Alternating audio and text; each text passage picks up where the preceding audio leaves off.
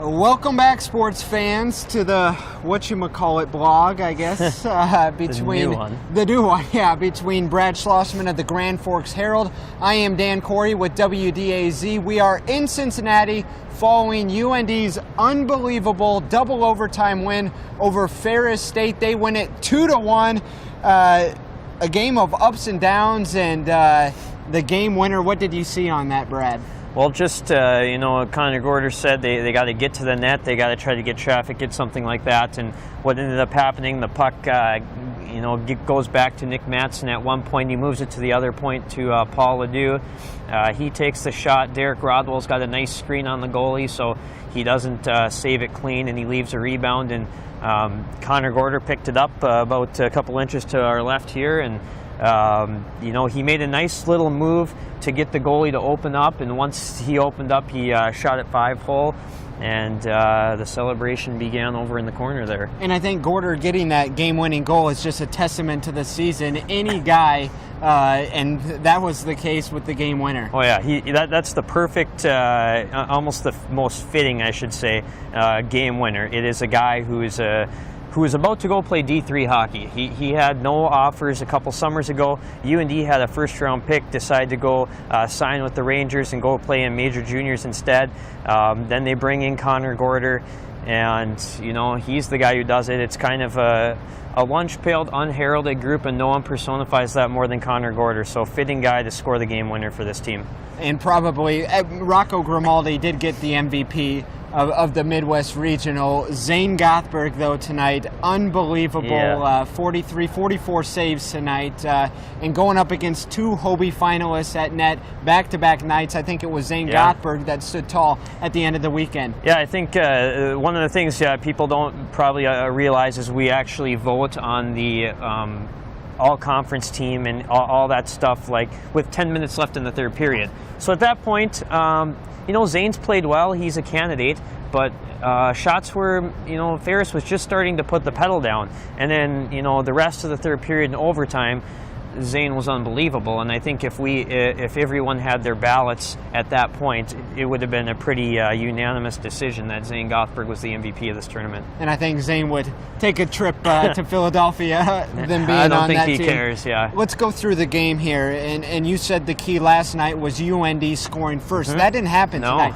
Ferris State struck first, and 1-0. What did you see on that goal? I thought that was a little bit trouble for UND, and that's one that Zane probably would like back. It was a shot that he usually has. It was from the top of the circles, beat him 5-hole. That being said, the kid who shot it can really shoot the puck. We saw that the whole night. Corey Kane had 11 shots on goal. He was firing the puck all night, and when you have a guy like that, sometimes he can score goals on goalies that they usually don't give up. After that, Zane really settled in.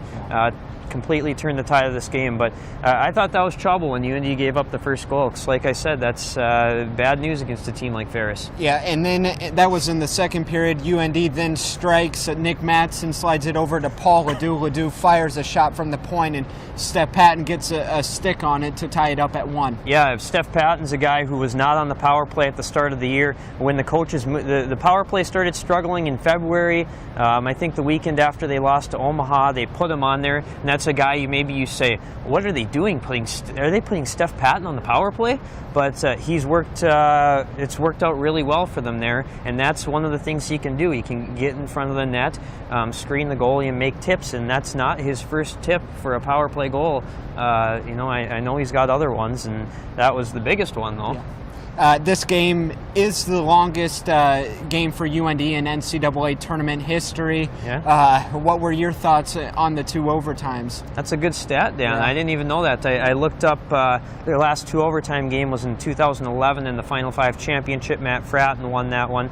I didn't even realize. I knew it was probably one of their longer ones, but I thought as the game went on, Ferris played outstanding. I thought they played a really great game. They did everything they wanted to do except for score.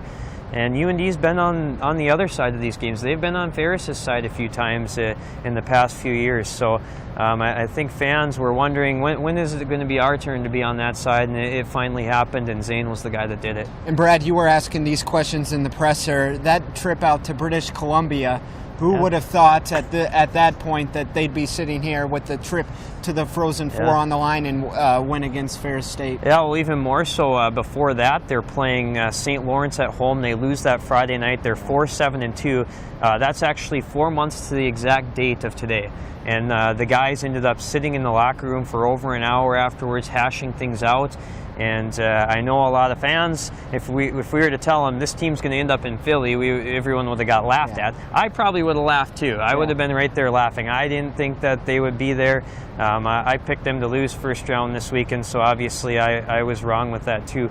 And I asked Coach Dave Hackstall, did you think that you guys could do this? And he said, we wouldn't have had the meeting if we didn't believe that we could. So I think all along they knew they had a pretty good team, and it was frustrating for them not to turn it around.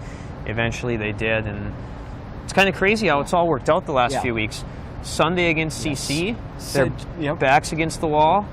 Saturday against Western Michigan at the NCHC tournament, backs against the wall.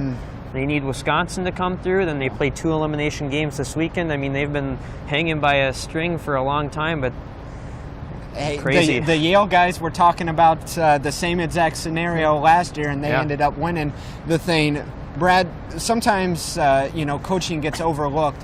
For Dave Hackstall to take this team to the Frozen Four, how big is that? Well, I've been saying all along this isn't a real talented team, and I still don't think it's that talented of a team. And in the years I've covered, this is my 9th year covering the team.